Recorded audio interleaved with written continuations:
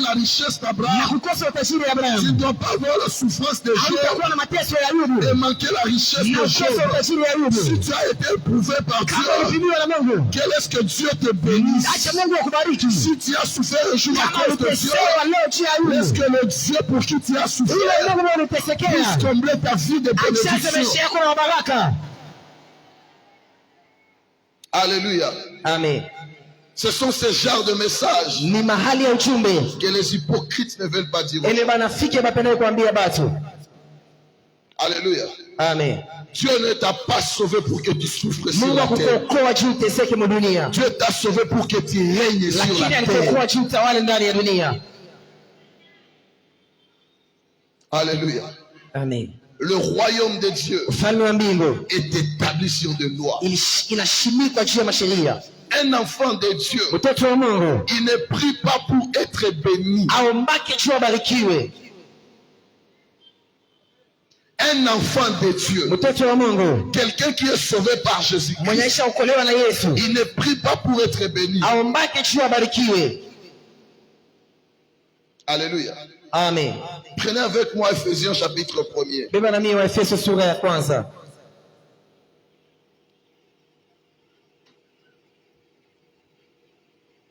Ce soir, je vais partir lentement avec vous. Parce qu'il y a quelque part où nous sommes en train de partir. Ephésiens chapitre 1er, le 3e verset. Bien aimé, ça c'est mon verset préféré dans la Bible. Quand je me réveille le matin, je me réveille dans Ephésiens. La Bible dit ceci. Béni soit Dieu, le Père de notre Seigneur Jésus-Christ, qui nous a bénis de toutes sortes de bénédictions spirituelles dans les lieux célestes en Christ. Alléluia. Amen. Béni soit Dieu, le Père de notre Seigneur Jésus-Christ, qui nous a bénis, pas d'une sorte, mais de toutes sortes, pour placer les vaccins de la bénédiction. Que tu comprennes que tu es déjà béni. Que tu comprennes que la bénédiction c'est ton droit. Alléluia. Amen. Si l'enfant de Dieu ne prie pas pour être béni, pourquoi devons-nous prier? Alléluia. Amen. La Bible dit ceci. Nous avons été bénis de toutes sortes de bénédictions dans les lieux célestes en Christ. Les bénédictions que nous avons, ce sont des bénédictions spirituelles dans les lieux célestes. Or, toi et moi, nous ne sommes pas dans les lieux célestes tous les jours, mais nous vivons dans les lieux terrestres. Le rôle de la prière, c'est d'amener la bénédiction spirituelle qui est dans les lieux célestes, la faire passer du monde spirituel vers le monde physique. Nous prions pour être physiquement ce que nous sommes spirituellement en Jésus. Alléluia. Amen. Lorsque Dieu est Dieu, ce truc de la bénédiction ne doit pas te faire mal à la tête. C'est déjà dans ta famille. Mais qu'est-ce que le diable fait? Il vient aveugler ton intelligence pour que tu ne comprennes pas que toi tu es déjà béni. Moi saluer ton voisin. Je suis déjà béni. Alléluia. Amen. Toi tu es déjà béni. Mais le problème, c'est que tu es béni dans les lieux célestes, mais tu vis dans les lieux terrestres. Alléluia. Amen. Au ciel tu es béni, mais sur la terre, c'est là où tu vis. Maintenant, l'opération de ce soir, nous allons prendre toutes tes bénédictions qui sont dans le monde spirituel. On va les amener à Kindu. Alléluia. Amen. L'opération de ce soir, les services de ce soir, l'onction que Dieu m'a donné ce soir, c'est pour prendre tes bénédictions qui sont dans le lieu céleste. Nous allons le prendre avec l'onction et la puissance de Dieu. On va venir les déposer dans votre maison à Kindu. Matthieu chapitre 6, au 10e verset, la Bible dit ceci: que ta volonté soit faite sur la terre comme au ciel. Si je suis béni au ciel, je dois être béni sur la terre. Si je suis grand au ciel, je dois être grand sur la terre. Si je suis guéri au ciel, je dois être guéri sur la terre. Si je suis protégé au ciel, je dois être protégé sur la terre. Je lève ma main ce soir. À partir de ce soir, il n'y aura plus de différence entre ta spiritualité et ta vie matérielle. Il n'y aura plus de différence entre ta vie spirituelle et ta vie physique. Plus Dieu t'élève en esprit, plus tu vas t'élever en physique. Plus Dieu te fait respecter en esprit, plus tu vas te respecter en physique. Comme au ciel, si tu es élevé dans le ciel, tu peux être élevé sur la terre. Toi, dis avec moi, je reçois. Alléluia.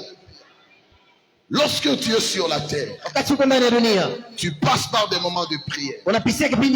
Tu fais des jeûnes, mais tu n'arrives pas à vivre la bénédiction.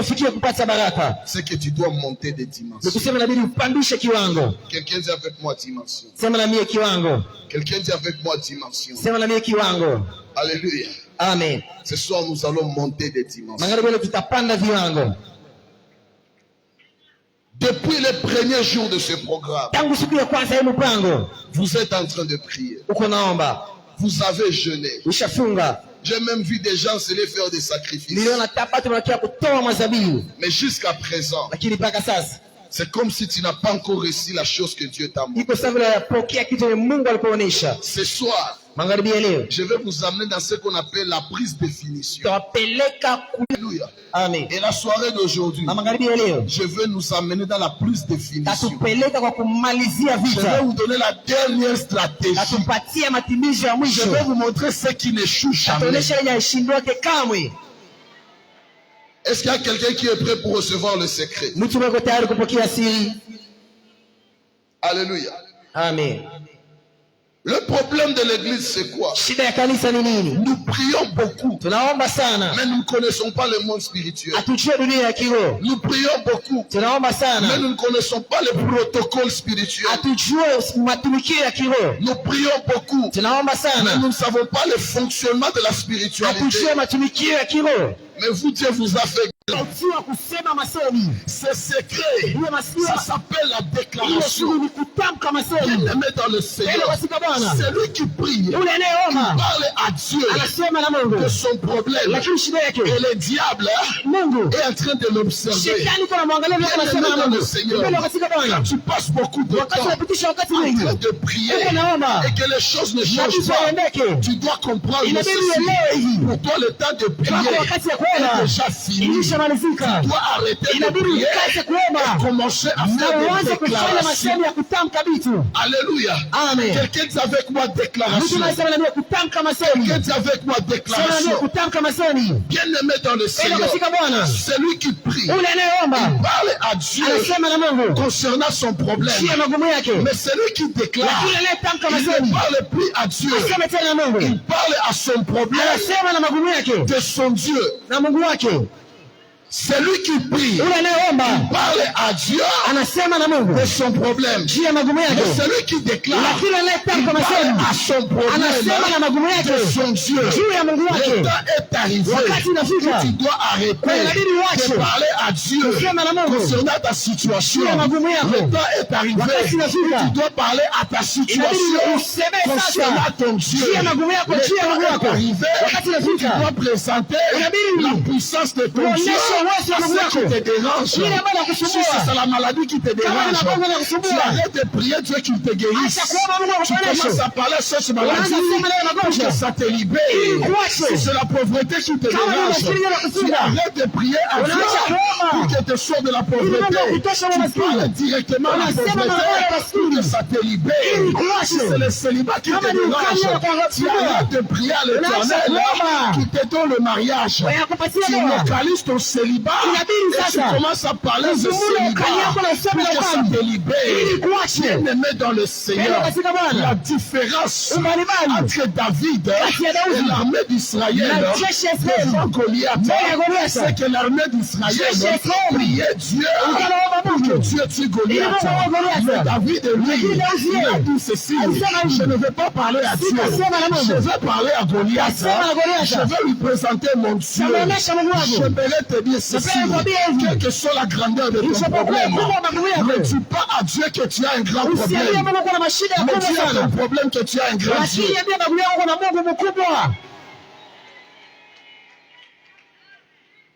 Alléluia.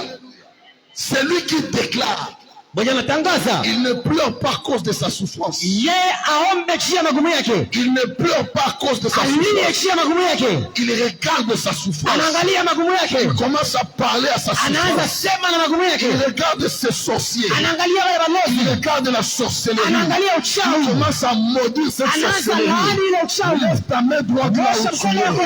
Dis avec moi: hey, Yahweh, Goliath est autre à maisha yangu. Goliath est ma vie. Aliyesimamia jamaa yangu. Qui s'est levé contre ma famille. Magharibi ya leo. Ce soir. Mina mukata kichwa. Je coupe Mina mukata kichwa. Je coupe Mina mukata kichwa. Je coupe cette tête. Uko napiga mikono mahali ambapo uko nakata kichwa ya Goliath. Uko nagusha ule jitu wa jamaa yako.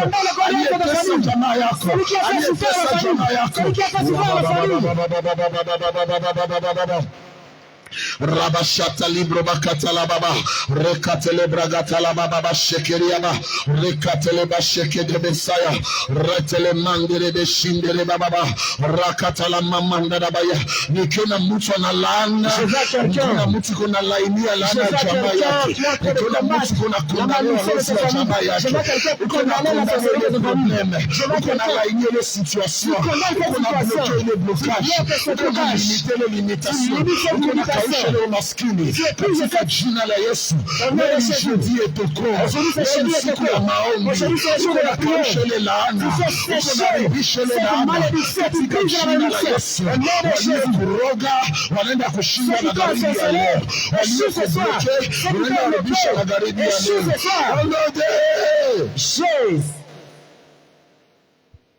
Bien-aimé, il n'y a pas quelque chose qui fait peur à un sorcier lorsqu'un enfant de Dieu commence à l'affronter face à face.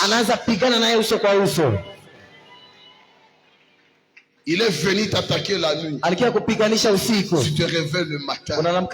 Tu lui dis ouvertement ce que tu as fait. Je l'ai vu, mais c'est sans effet. Bien-aimés, les sorciers, ils opèrent là où ils sont encore cachés. Mais quand tu vas les découvrir, sa force est finie. À partir de ce soir, ne tremble plus devant ces sorciers-là. Si tu sais que c'est elle qui est venue t'attaquer, il faut aller le voir le matin. Et dis-lui, augmente encore des stratégies. Voilà.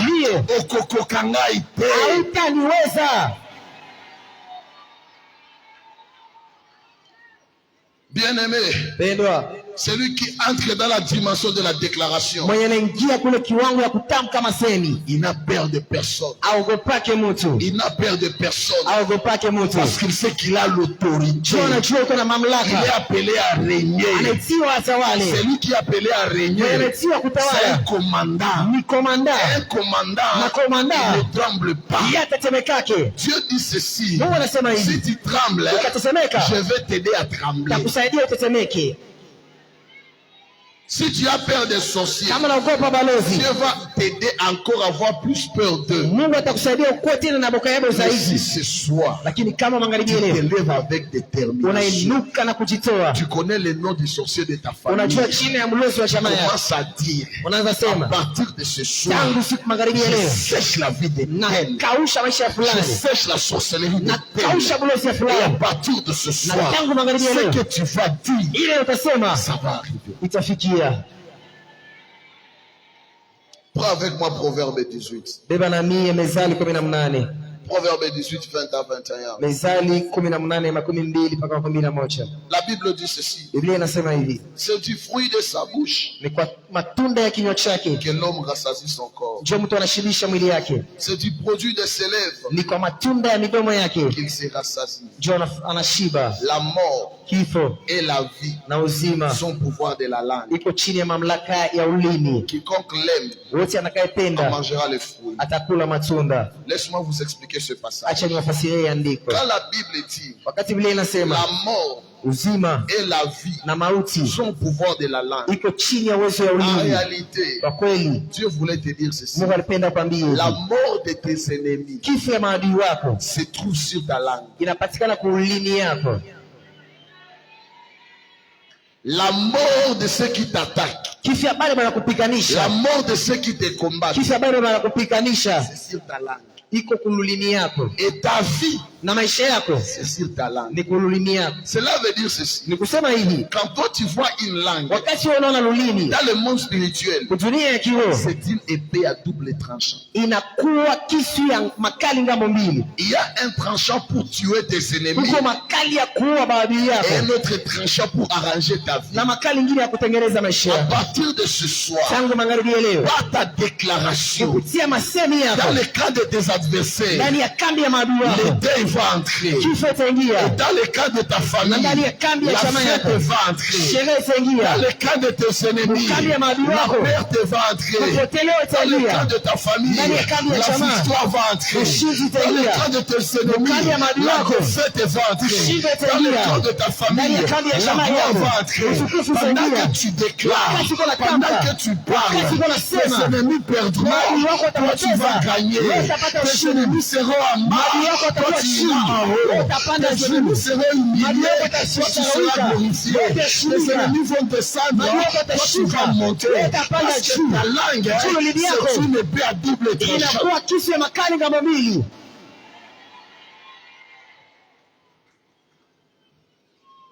Alléluia. Amen. Est-ce qu'il y a quelqu'un qui comprend quelque chose? Je suis en train de nous emmener dans une haute dimension de la spiritualité. Les choses spirituelles se font par la déclaration. Alléluia. Amen. Dans Genèse chapitre 1er, quand vous lisez à partir du 3e verset, lorsque Dieu créait, Dieu ne créait pas par ses mains. Dieu créait par sa bouche. Dieu créait par sa parole. Dieu créait par la déclaration. Ce qui fait que la déclaration, c'est la mère de la création. Il n'y a pas de création sans déclaration. Si tu ne dis rien, rien ne va se passer. Si tu te tais, ta vie va s'arrêter. Mais si tu parles, ta vie va avancer. Qu'est-ce que tu choisis? Qu'est-ce que tu choisis? Là où tu es maintenant, commence à parler sur ta vie. Commence à parler sur tes enfants. Je ne connais pas le problème que tu as, mais commence à déclarer. Commence à dire comme David: moi je ne mourrai pas, je vivrai vivrai, je raconterai les œuvres de l'Éternel. L'Éternel est mon berger, je ne manquerai de rien. Quand je traverse la vallée de l'ombre de la mort, je n'ai aucun mal. Quand tu es avec moi, ton bateau et ta houlette, ça me rassure. Tu ondules ma tête, et ma coupe est de bord. Tu me prépares une table en face de mes adversaires. Le bonheur et la grâce m'accompagneront tous les jours de ma vie. Que nul tombe à mon côté, que si nul tombe à ma droite, moi je ne serai pas atteint. Je serai la tête et non jamais la queue.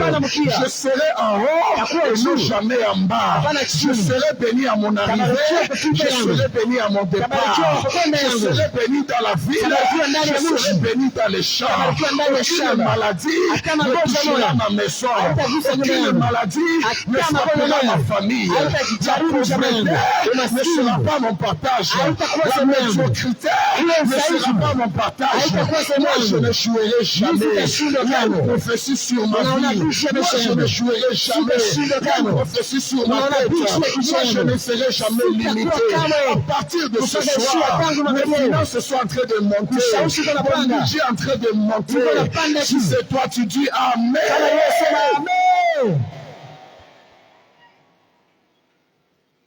Alléluia. Quelqu'un dit avec moi déclaration.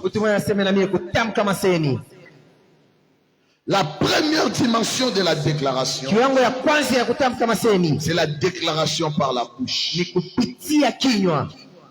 La deuxième dimension de la déclaration, c'est la déclaration par les œuvres. Alléluia. Amen. Est-ce qu'on peut entrer un peu en fiscalité? Alléluia. Amen. Est-ce qu'il y a un fiscaliste dans ces lieux? Est-ce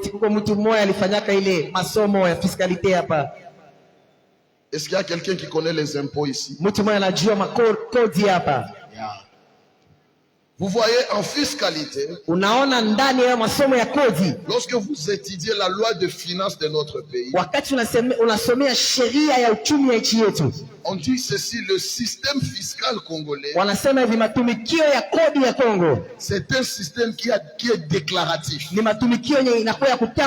C'est aux contribuables de partir auprès du trésor public pour déclarer tout ce qu'il détient. C'est à partir de ton patrimoine que tu déclares que les services publics va appliquer ce qu'on appelle les taux de l'impôt. Alléluia. Amen. Ce qui fait que si tu dis au service de l'État que moi j'ai un salaire de $1000, c'est mon salaire mensuel. Sur chaque salaire mensuel, pour ceux qui ne sont pas agents ou fonctionnaires de l'État,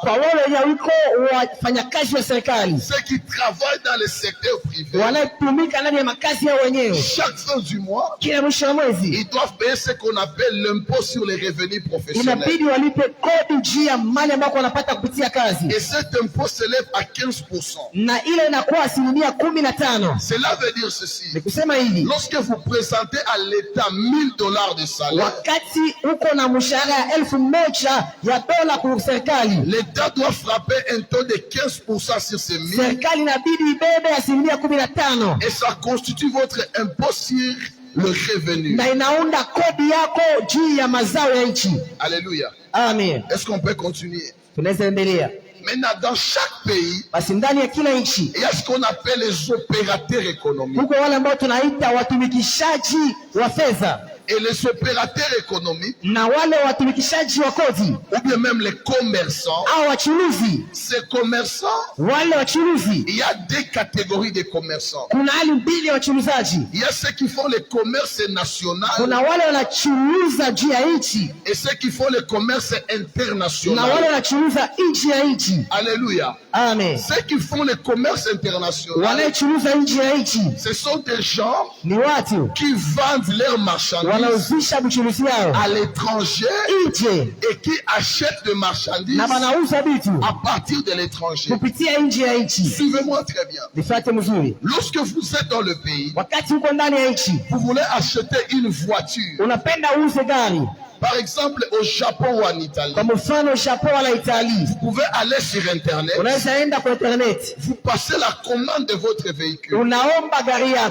Et quand vous passez la commande, vous allez payer le prix du véhicule. Vous allez payer le prix du transport du véhicule. Le véhicule va quitter le Japon. Ça va traverser l'océan. Ça va entrer par la Tanzanie. Et lorsque ça va arriver à la frontière de la RDC, le véhicule que tu as déjà payé, le véhicule que tu as déjà acheté, ce véhicule ne peut pas entrer dans ton pays. Ça ne peut pas entrer en RDC si tu ne déclares pas ce véhicule. Alléluia. Amen. Tu as déjà acheté le véhicule. Sur le papier du véhicule, il y a ton nom, il y a ton identifiant national, il y a même ton numéro d'impôt. Tout ce qu'il y a sur ce véhicule, ça prouve que cela t'appartient. Mais ce véhicule se trouve à l'étranger. Pour que ce véhicule entre dans ton pays, ça doit traverser la frontière. Et pour que ce véhicule traverse la frontière, tu dois aller auprès de la DGDA.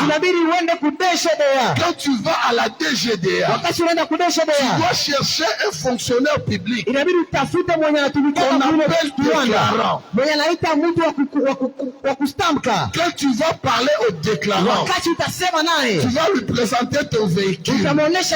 Tu vas lui dire ceci: Monsieur le déclarant, tu vois ce véhicule, je l'ai acheté à partir du Japon. J'ai besoin que ça entre au Congo. Le déclarant va te dire ceci: pour cette catégorie de véhicules, tu dois payer les droits d'entrée qu'on appelle la déclaration du véhicule. Pour que le véhicule entre dans la voie normale, tu dois payer la déclaration. Et si le véhicule entre sans être déclaré, n'importe quel policier du PC, il peut t'arrêter parce que tu as un véhicule qui n'est pas déclaré. Rentrons maintenant dans l'église. Tout ce que tu demandes à Dieu représente le véhicule du Japon. Parce que tout ce que tu demandes à Dieu, Dieu te le donne dans le lieu céleste. L'exaucement de ta prière existe déjà. C'est comme le véhicule du Japon. Dieu l'a déjà créé. Et ça existe. Ce soir, Dieu est en train de te dire: ton exaucement, ta réponse se trouve à la frontière. Ce que tu demandes à Dieu, ça se trouve à la frontière. Ça existe dans le monde spirituel. Mais pour que ça quitte le monde spirituel, pour entrer dans le monde physique, tu dois aller auprès du déclarant qui est le pasteur Omar. Tu dis ceci au pasteur: Papa, pendant ces 10 jours, je priais pour la promotion. Pendant ces 10 jours, je priais pour le mariage. Pendant ces 10 jours, je priais pour la faveur. Et je sais que le ciel m'a déjà envoyé la faveur. Maintenant, pour que cela entre dans ma vie, il faut que papa puisse déclarer ton oh my God. Alléluia. Amen. Lorsque Jésus était en face de Lazare, Lazare était déjà mort. Et celui qui est mort, il va de l'autre côté. Maintenant, ce jour-là, quand Jésus était à la face de la tombe de Lazare était à l'étranger. Il fallait que Jésus ressuscite Lazare. Maintenant, pour qu'il ressuscite Lazare, il fallait faire passer Lazare de frontière. Le séjour de mort pour les ramener dans le pays des vivants. Voilà pourquoi quand Jésus était à la tombe de Lazare, il n'avait pas prié, mais il avait déclaré. Il a dit Lazare, sors! Et quand il a crié, c'était la déclaration. Est-ce qu'il y a quelqu'un qui comprend? Maintenant, quand vous ne comprenez pas ces secrets, vous allez beaucoup prier. Vous allez acheter beaucoup de véhicules du Japon. Mais tout ce que vous savez acheter, ça va rester à la frontière. Ça va rester à la frontière. Mais ce soir, vous avez la grâce. Dieu vous a donné un déclarant. Dieu vous a donné un déclarant. Ce soir, ton mariage sera déclaré. Ce soir, ta promotion sera déclarée. Ce soir, ta guérison sera déclarée. Ce soir, tout ce que tu as demandé à Dieu, tu vas le déclarer. Quelqu'un dit avec moi, Magharibi ya leo, mimi nakuteje dea ya kiroho. Je parle à deux choses spirituelles. Mimi ndio déclarer baraka yangu. Je vais déclarer ma bénédiction.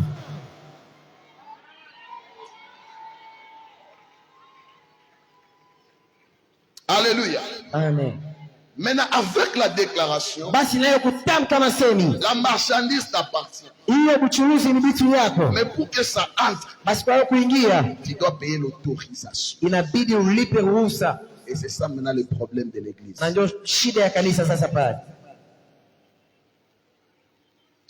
Vous voulez qu'on vous enseigne les choses de l'esprit, mais en partie. Quand tu pries, le ciel libère. Prenez Jean chapitre 15, le 7e verset. Je suis en train de chuter.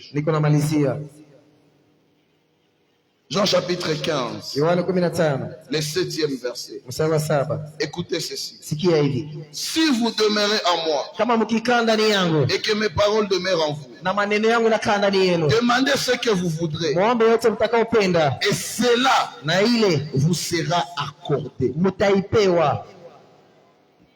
Alléluia. Amen. Demandez ce que vous voudrez et cela vous sera accordé. Alléluia. Amen. Quand vous demandez, on ne vous accorde pas, on vous accordera. Est-ce que j'invente quelque chose? Alléluia. Amen. Priez tout ce que vous voudrez, mais cela vous sera accordé. Alléluia. Amen. Le ciel peut vous accorder, mais le ciel comprend ceci. Si on vous accorde sans payer la déclaration, il y a des policiers spirituels, ils vont vous arrêter. Il y a des gens sérieux. Vous n'êtes pas stable dans vos emplois parce que tu as un emploi qui n'a pas été déclaré. Tu n'es pas stable dans ton mariage. Tu as fait traverser ton mariage des frontières, mais tu n'as pas déclaré ce mariage. Tu as des enfants têtus. Tu ne comprends pas avec toute ta prière. Comment avec toute ta prière? Les enfants peuvent être comme ça. Ce sont tes enfants, mais tu ne les as pas encore déclarés. Tu as une grâce, tu as un ministère, mais personne ne sollicite ta grâce. Tu as un ministère, tu as une grâce, mais qui n'est pas déclarée. Quand tu vois ta beauté, ça mérite le mariage, mais le problème, ta beauté n'est pas déclarée. Ce soir, Dieu t'a fait grâce. Il t'a donné un pasteur avec l'onction du déclarant. Alléluia. Amen. Ce soir, on va faire traverser des choses des frontières.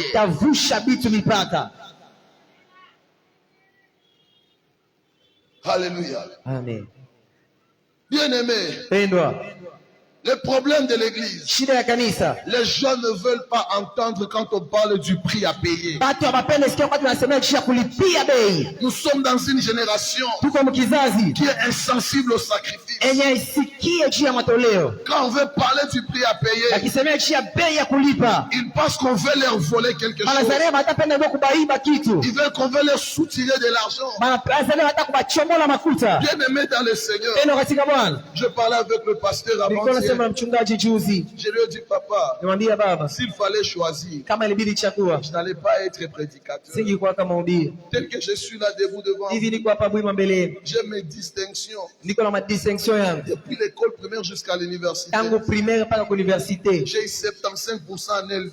Nilipataka 75% kwa LD. J'avais beaucoup d'espoir, des travaux. Nilikuwa na matumaini sana ya makazi. Ceux qui me promettaient de l'emploi, Yenye nilikuwa na niusi kwa quand kazi. j'allais le voir, Wakati nilikuwa naenda, ils préféraient me donner de l'argent que de m'engager. walikuwa napenda kunipatia makuta kuliko kunitia kwa kazi. C'est après 4 ans, Kisha miaka 4, après ma défense, kisha defense yangu. que j'ai accepté maintenant de servir Dieu avec mon cœur. Jo nilitika sasa tumikia Mungu na roho yangu. Pour dire ceci, Kusema hivi, nous ne servons pas Dieu atutumikia yake parce que Mungu. nous avons manqué à Jo faire, tulikosa vya parce que kufanya. nous sommes des ratés de la société. Jo tunaachiliwa na Nous sommes jamii. dans le ministère Tuko mtumishi à cause de l'appel. juu ya wito. Alors si nous sommes dans le ministère à cause Basi de l'appel, kama tulitiwa on ne mtumishi, doit pas vous prêcher des demi-vérités. hatuwezi kuhubiria nusu On kweli. doit vous prêcher la vérité biblique dans sa Inabidi totalité. kuhubiria ukweli wa Biblia ndani ya utele yake.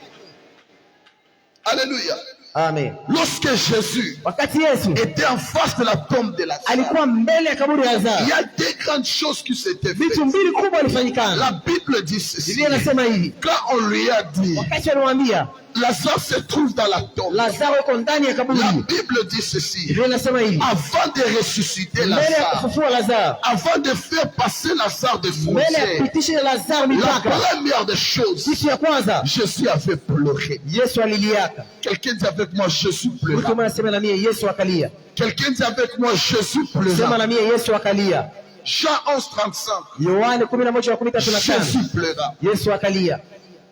Ceux qui ne connaissent pas la profondeur des Écritures, Wenye bajua ndani ya maandiko, ils peuvent penser que Jésus avait pleuré juste pour amuser la galerie. baada ya Yesu alichiliaka tu juu afurahishe watu. Mais ce jour-là, Jésus avait pleuré Lakini ile siku Yesu aliliaka. parce que dans le monde spirituel, Juu ndani ya ulimwengu wa il kiroho était au service des douanes. alikuwa pale fashi ya kulipisha kodi. Alléluia. Amen. Et quand tu es devant la douane spirituelle, Na wakati uko mbele ya kulipisha même si kodi tu ya t'appelles kiroho, Jésus, hata unajua Yesu, tu dois payer les droits d'entrée. inabidi ulipe kilipo ya kuingia. Alléluia. Amen. Regardez ceci. Angalia hivi. Un jour, Jésus Siku moja Yesu était devant un aveugle. alikuwa mbele ya kipofu. Il a pris sa salive. Alibeba mate yake, Il a mélangé avec la boue. akachanga na mavumbi, Il a mis sur les yeux de l'aveugle. akaweka kwa macho ya Et kipofu. l'aveugle a vu.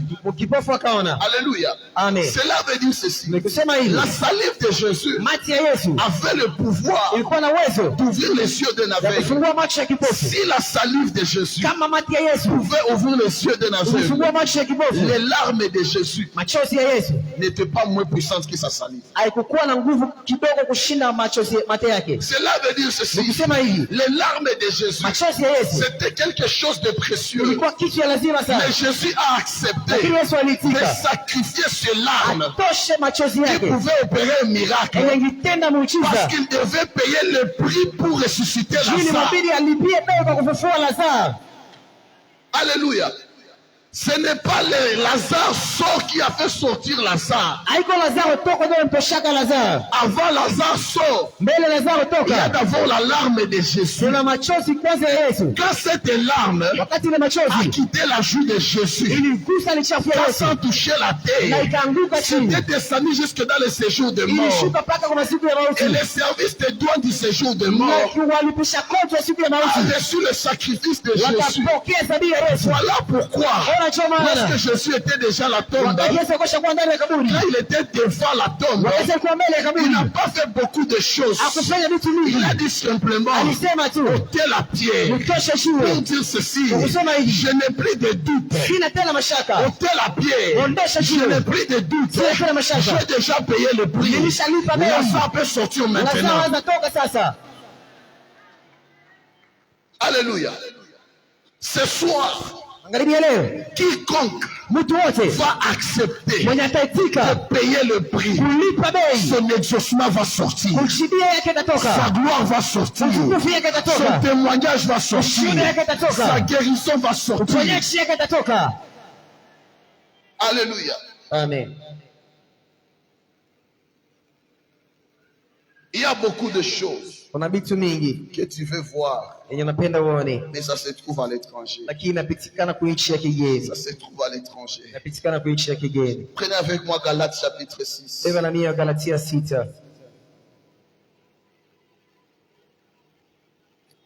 Galates chapitre 6, le 7e verset. Ne vous y trompez pas. On ne se moque pas de Dieu. Ce que l'homme aura semé, il le moissonnera. Alléluia. Amen. On ne se moque pas de Dieu. Ce que l'homme aura semé, il le moissonnera. Bien aimé dans le Seigneur, quand je nous invite à faire des semences, à faire des sacrifices, ce n'est pas pour vous mettre à l'épreuve, c'est pour vous exercer à la semence. Parce que la Bible dit ceci: un homme va moissonner ce qu'il aura semé. Toi tu veux moissonner quoi? Qu'est-ce que tu es en train de semer? L'église demande à Dieu la parcelle. Le monde spirituel nous a déjà envoyé la parcelle. Maintenant le monde spirituel nous demande de payer la déclaration de cette parcelle. Alléluia. Amen. La parcelle, elle est déjà là. Si tu vois cette église spirituellement, elle n'est plus comme ça. Mes frères et sœurs, dans le monde spirituel, vous n'êtes pas dehors. Si vous êtes assis dehors, c'est parce que vous n'avez pas encore payé la déclaration.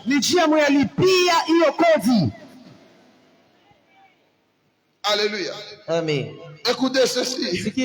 Dans Genèse 8, 22, la Bible dit ceci: tant que le ciel et la terre subsisteront, nuit et jour se succéderont, sema et moisson ne passeront point.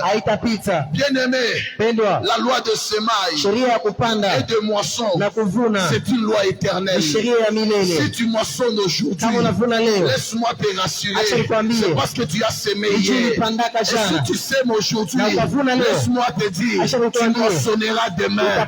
J'aime ce que la Bible dit: ceux qui sèment avec des larmes, il faut moissonner avec des cris de joie.